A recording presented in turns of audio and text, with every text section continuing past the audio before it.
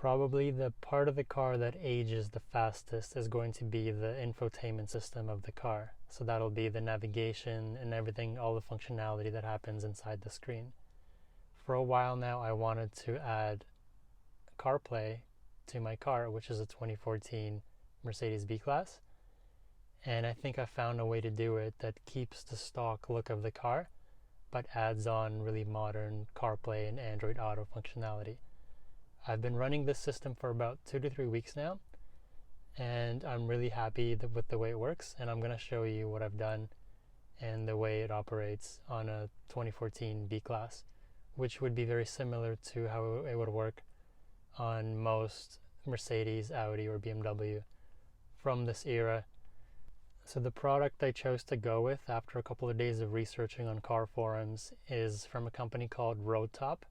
It's essentially an aftermarket box that plugs in between the stock head unit of the car and the screen, and it provides some additional functionality including CarPlay and Android Auto.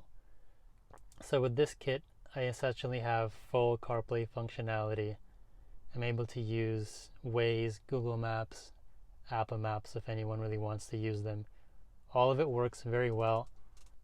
So the kit comes in a mail from AliExpress. It includes all the instructions and all the wiring harnesses you need to connect this aftermarket box to be sitting right in between the stock head unit and the stock screen.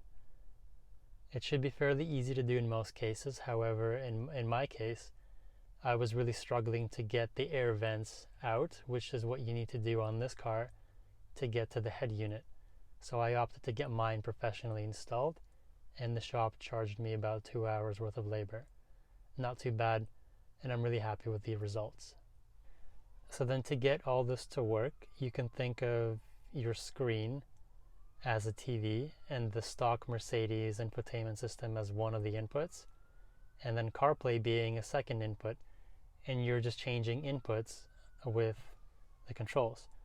So the CarPlay system is basically listening at all the controls of the stock system, and if you press the back button for 3 seconds and hold it, you will switch between CarPlay and the stock Mercedes system.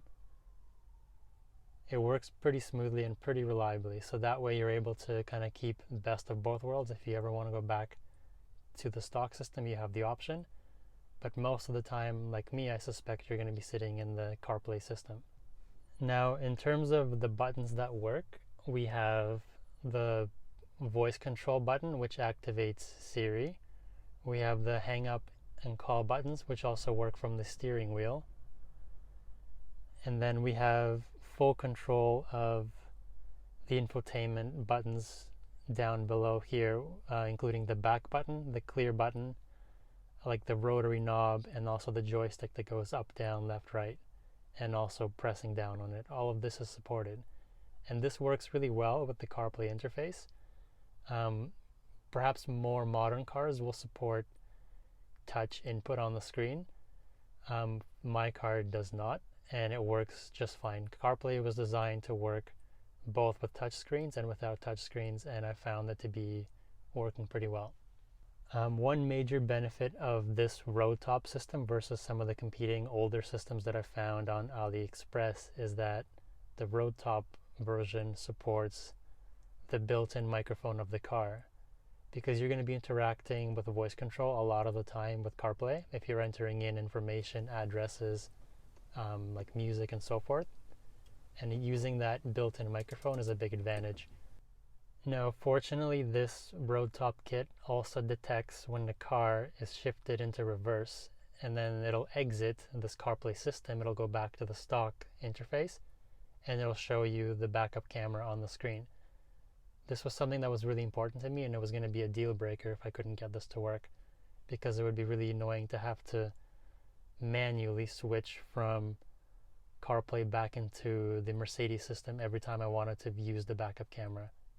So I've had this system for about 3 weeks now. Haven't been driving that much because of lockdowns and such, but I found 3 drawbacks to this system versus having CarPlay come from the factory in the car.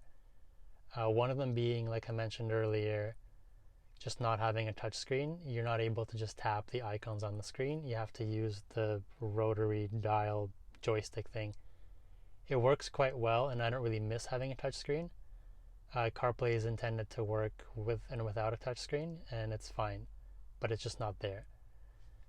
Another thing I noticed is that there is a Siri. You can trigger Siri with the voice button on the steering wheel. However, it'll activate both Siri from CarPlay and it'll activate the Mercedes voice control system at the same time. This essentially makes Siri not usable because the Mercedes system is going to override anything that happens on the other audio inputs. Which brings me to my last point, is that to get any sound from the CarPlay system to the speakers, you have to route it through the AUX auxiliary input. That's how you're getting audio from the apps to the speakers. But then let's say you're driving along and you want to listen to the radio. You can press the radio button on the dash and you'll get audio from the radio tuner, but the screen will still show you CarPlay. It's not going to go back to the stock system. You have to then manually press the back button for 3 seconds, and that'll throw you back to the stock interface and you'll see the radio tuner controls. So then, despite those small drawbacks, the overall result has been really impressive. It works better than I expected, and it looks better than I expected on the stock screen. This car is going to be 7 years old this year, and I'm able to use the most modern version of CarPlay, Waze, Google Maps, YouTube Music. I'm listening to podcasts, and it works really well. The cost comes down to about maybe $250 US to get the unit shipped from AliExpress. And then also I spent 2 hours of labor cost at a local shop to get it installed. So you can kind of add those two together to get a ballpark estimate. But to have Waze running on a 7-inch screen in the center of the dash has been a much better experience than having your phone mounted in the corner of the dash. And the split screen view that CarPlay lets you do, to have Waze on half of the screen and your music on the other half, is also really good. So I highly recommend it if you want to get into it. As I mentioned, they have kits for BMW, Mercedes, and Audi of a couple of generations. Look online, I think you'll see some options. And if you guys have any questions or comments about the unit that I can answer, leave it in the comments below. I'll try to get to it. Thanks for watching.